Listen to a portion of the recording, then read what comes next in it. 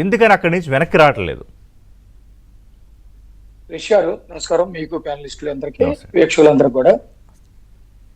జగన్మోహన్ రెడ్డి నేను చాలాసార్లు చెప్పాను, జగన్మోహన్ రెడ్డిది రాజకీయ పార్టీ అయితే రాజకీయ సిద్ధాంతం ఉంటుంది.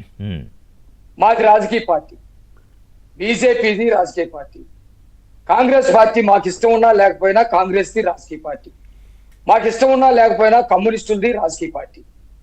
ఈ రాజకీయ పార్టీలు కొన్ని సిద్ధాంతాలు ఉంటాయి. ప్రజల్లో చైతన్యం తీసుకురావడానికి ఒక మార్గం ఉంటది, ఒకవేళ అధికారంలోకి వస్తే ఒక మార్గం ఉంటది, ఒకవేళ ప్రతిపక్షంలో ఉంటే ప్రజలు కనుక తిరస్కరిస్తే ఇంకొక మార్గం ఉంటుంది. ఈ మార్గాలు ఏమైనా ప్రజలకి అనుకూలంగా ప్రజల్లో చైతన్యం తీసుకురావటం, అధికారం వస్తే అభివృద్ధి సంక్షేమం చేయటం అనేది సిద్ధాంతంగా ఉంటది ఏ రాజకీయ పార్టీకైనా. జగన్మోహన్ రెడ్డిది రాజకీయ పార్టీయే కాదు, అతనిది టెర్రరిస్ట్ పార్టీ, అతను సైకో మనస్తత్వం కలిగినటువంటి వాడు.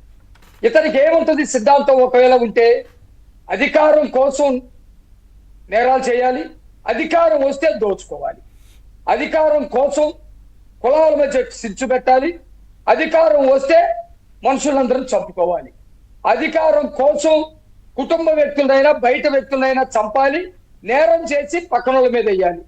ఇది నేరస్తులకు ఉండే సిద్ధాంతం, టెర్రరిస్టులకు ఉండే సిద్ధాంతం, సైద్ధాంతపరంగా సాతానికి ఉండేటువంటి లక్షణం. ఈ లక్షణాలన్నీ జగన్మోహన్ రెడ్డికి ఉంటాయి. మీరు కనుక చూస్తే ఇక్కడ ఈ రోజు జరుగుతున్నటువంటి విషయాలు, మీరు ఒక కాపు కులాన్ని ఒక బేసులుగా తీసుకొచ్చి రాష్ట్రం మీద ఒక కుల రాజకీయాలు చేయాలని చూస్తా ఉన్నారు. ఎవరు నిజంగానే నాకు ఇష్టం ఉన్నా లేకపోయినా, నా పార్టీ అవినా కాకపోయినా, ప్యానలిస్టుల పార్టీ అవినా కాకపోయినా, వంగవీటి రంగ అంటే ఒక కాపు నాయకుడుగా, ఒక బడుగు బలహీన వర్గాల నాయకుడుగా, లేకపోతే ఇంకొక నాయకుడుగా వంగవీటి రంగ గారు గుర్తుకొస్తాడు. కాపుల్లో కూడా చాలా మంది చాలా పెద్ద పెద్ద నాయకులు గతంలో పురాణ కాలం నుంచి ఉన్నటువంటి వాళ్ళు కూడా ఉన్నారు. ఈ రోజు మాట సరిగా రానటువంటి వాడు, పక్క వాళ్ళని పుట్టుకల గురించి అసెంబ్లీలో మాట్లాడేటువంటి వాడు, నీ తల్లి ఫలానా, నీ పుట్టుక ఇట్లా కాదు, నువ్వు నీ ముఖ కవలికలు, నీ రూపం నీ తండ్రి లాగా లేవని మాట్లాడేవాడిని కాపు నాయకుడుగా చిత్రీకరిస్తారు. మీరు చెప్పినట్టు టైగర్ గా చిత్రీకరిస్తూ ఉంటాడు. ఒక 60-70 ఏళ్ళు వ్యక్తి నడిచి రాజకీయాల్లో ఉన్నటువంటి వ్యక్తి చంద్రబాబు నాయుడు గారి తల్లి గురించి చెడుగా మాట్లాడేవాడిని కాపు టైగర్ గా చూపిస్తా ఉంటారు. ఏదో ఒక కులంలో ఎవరో ఒకరు పుడతారు, పుట్టడం ఎవరు తప్పు కాదు. వాడి నడవడికని బట్టి ఆ కుటుంబానికో ఆ కులానికో ఆ సమాజానికో పేరు గౌరవం విలువ అవకాశాలు తీసుకొస్తారు. అట్లాగే ఈ రోజు సాయి కృష్ణ అనే వ్యక్తి చనిపోయాడు. అతన్ని తల్లులు గాని తండ్రులు గాని చెప్పుకుంటారు, అయినా అతను మాట సరిగా పెట్టుకోవాలి. అతను చిన్నప్పటి నుంచి నేరాలు చేస్తా ఉన్నాడు. 23 ఏళ్ళకి 25 కేసులు ఉన్నాయి. ఆ కేసులు కూడా తీవ్రమైనటువంటి నేరాలు ఉన్నాయి. ఏది మర్డర్ చేయటమో లేకపోతే మర్డర్ ప్లాన్ చేయటమో, ఆ పోక్సో కేసులు ఉండటం, ఇలాంటివన్నీ కూడా జరిగినాయి. ఇలాంటి వాడిని పోలీస్ స్టేషన్ లో గొడవ జరిగి ఉన్నాడో చనిపోయాడో తెలియని పరిస్థితి ఉన్నప్పుడు ఒక న్యాయ పోరాటం చేయటం, లేకపోతే లీగల్ ఆ కుటుంబానికి ఏదైనా న్యాయం చేయాలని ప్రయత్నం చేయాలి. ఇవన్నీ పక్కన పడేసి ఒక కాపు కులస్తుడిని చంపేశారు, ఒక కాపు కులాన్ని మర్డర్ చేశారు, పోలీసులు ఏం చేశారని మాట్లాడితే ఏ సమాజం హర్షిస్తుంది? అక్కడ అది కాదు కదా. మీరు ఇదే అమర్నాథ్ గౌడ్ అనే చిన్నపిల్లవాడు వాళ్ళ అక్కని రేపు చేస్తుంటే ప్రశ్నించాడు, పెట్రోల్ పోసి తగలబెట్టారు. ఆ రోజు కూడా మీ కార్యకర్తలే. ఆ రోజు కులం గురించి మేమేమన్నా మాట్లాడామా? మేము ఇది తప్పు అని చెప్పేసే మాట్లాడాం. డ్రైవర్ సుబ్రహ్మణ్యం ఎస్సీ దళితుడు చంపి డోర్ డెలివరీ చేశారు. ఆ నాయకుడిని మీరు ఏం చేశారు? రెడ్ కార్డ్ పెట్టేసి ఇదే పోలీసులు తప్పుడని ఇప్పుడు ఈ రోజు మీరు మాట్లాడుతున్నారు కదా. ఈ పోలీసులందరి చేత సెల్యూట్ చేయించారు, అతనికి ఊడిగం చేయించారు. పోలీసు వ్యవస్థలో ఒక భయాన్ని ఆత్మవిశ్వాసాన్ని దెబ్బతినే పరిస్థితి తీసుకొచ్చినటువంటి పరిస్థితి ఆ రోజు మనం చూసాం. నేను ఒక విషయం చెబుతానండి. ఆంధ్రప్రదేశ్ అనేది అరుంధతి లాంటి అందమైనటువంటి అమ్మాయి, లేకపోతే అరుంధతి సినిమాలో గద్వాల రాజ్యం లాంటి ఆంధ్రప్రదేశ్. దీనిలో ఒకడు మాయ మాటలు చెప్పి పశుపతి అనేవాడు అరుంధతిని పెళ్లి చేసుకున్నాడు. పెళ్లి చేసుకున్న కాడి నుంచి వాడు విధ్వంసం చేయటమే, పెళ్లి చేసుకున్న దగ్గర నుంచి రాష్ట్రాన్ని నాశనం చేయటమే, పెళ్లి చేసుకున్న దగ్గర నుంచి ప్రజల్ని హింసించటమే. చివరికి ఏం చేశారు? ప్రజలందరూ కలిసి చంపేసి వాడిని సమాధిలో పెట్టారు. ఆంధ్రప్రదేశ్ లో కూడా జగన్మోహన్ రెడ్డి 151 సీట్లు ఇచ్చారు తెలియనప్పుడు, పశుపతికి ఇచ్చినట్టు.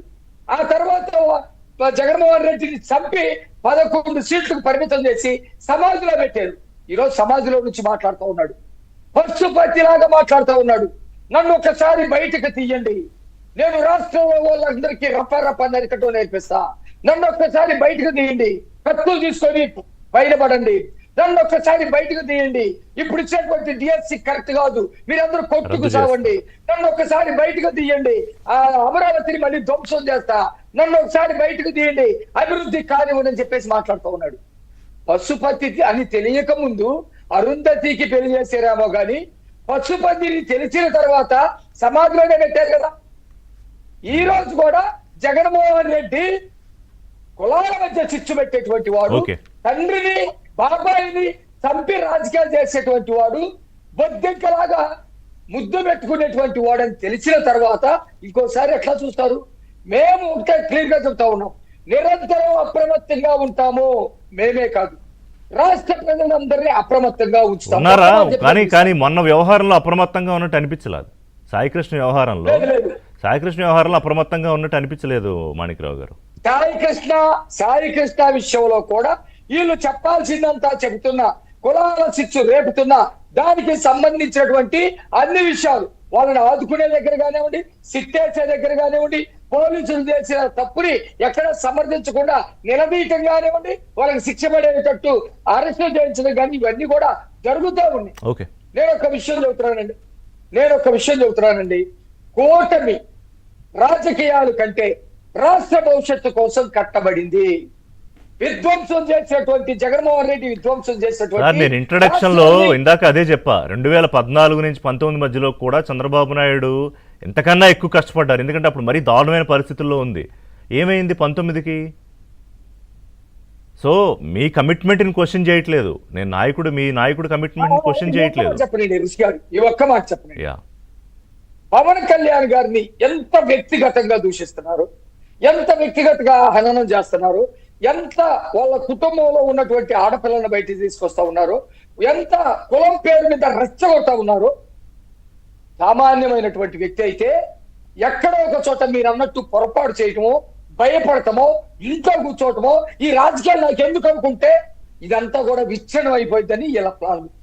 ఆయన స్ట్రాంగ్ మ్యాన్, ఎంత బలంగా కొడితే అంత బలంగా పైకి లేచేటువంటి తత్వం ఉన్నటువంటి వ్యక్తి, అతనికి మంచి విశాలమైనటువంటి దృక్పథం ఉన్నటువంటి వ్యక్తి. చంద్రబాబు నాయుడు గారు కూడా 40 సంవత్సరాలు రాజకీయాల్లో జగన్మోహన్ రెడ్డి లాంటి రాజకీయ నాయకుడిని చూడలేదని రాష్ట్ర ప్రజల కోసం అనేక విషయాలు భరిస్తున్నటువంటి వ్యక్తులు. కాబట్టి ఈ కూటమి ప్రజల కోసం ఏర్పడింది. ఈ కూటమి సుపరిపాలన అందిస్తుంది, సుస్థిరమైనటువంటి పరిపాలన దిశగా వెళ్తుంది. మేము ఆ విషయం ఖచ్చితంగా ముందుకు తీసుకెళ్తాం. బ్రేక్ తర్వాత మీ దగ్గరకు వస్తా, షార్ట్ బ్రేక్.